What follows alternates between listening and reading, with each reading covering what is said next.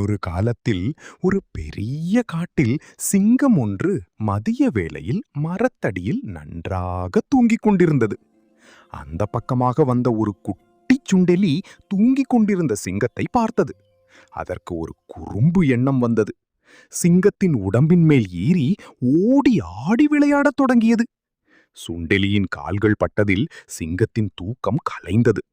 சிங்கம் பயங்கரமான கோபத்துடன் கர்ச்சித்துக் கொண்டு விழித்தது.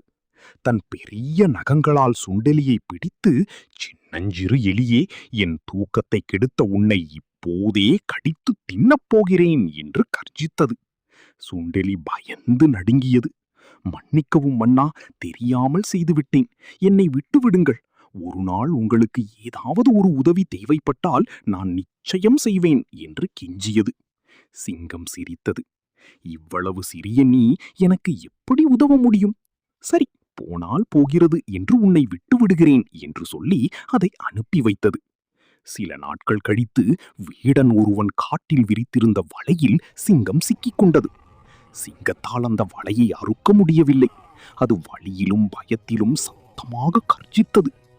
இந்த குரலை கேட்ட சுண்டெலி ஓடி வந்து பார்த்தது.